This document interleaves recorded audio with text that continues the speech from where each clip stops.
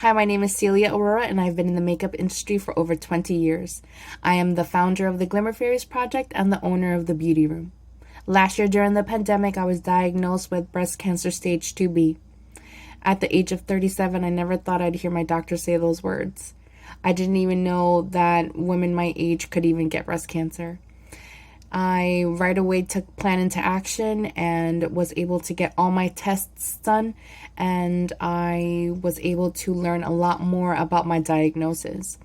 The first plan of action was to have my surgery to remove all of the cancerous ducts, and I received a mastectomy on my right breast and a lumpectomy on my left. I was also put into chemotherapy. I was unable to finish my last chemotherapy due to an infection in my port, which needed to be removed.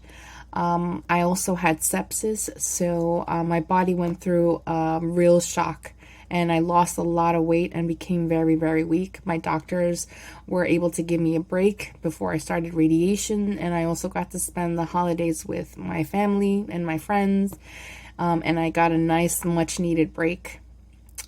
This January of this year, 2021, I started my radiation treatments. I was able to finish all of them. And now I'm here and I can say that I'm cancer free. It hasn't been an easy journey, especially for my children. They're 14 and 18 years old now. But back then they were much younger in spirit, and the diagnosis definitely made my boys into men. They really pulled through and showed me how beautiful human beings they both are, and how strong they are, and how much endurance they have, and they really, really took care of their mama. I really want to thank all of my friends and all of my clients that were constantly looking out for me, because they really, really brought my spirits up and they made me feel so loved. I was honestly in a very, very low place in my life during that time, especially as a single mom. But I can now say that I got through it. I now am a huge, huge, huge advocate for women of all ages, all trajectories, all backgrounds. Everyone needs to get tested.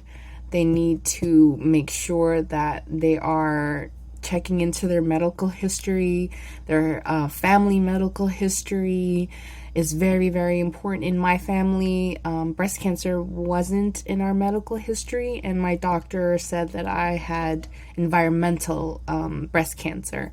So a lot has to do with what we eat and what we put in our bodies, and unfortunately, other things that are not in our control, like the environment, plays a lot in what goes on in all humans' bodies.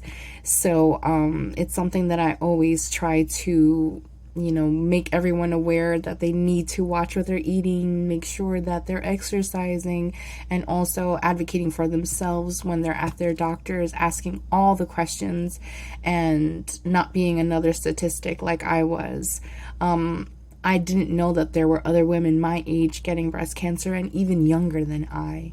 So I have expanded my network with the women that have breast cancer and have survived at a young age. And I'm trying to get as much spotlight on this subject in particular, because it did happen to me. So I'm really honored to have been able to share my story with you guys.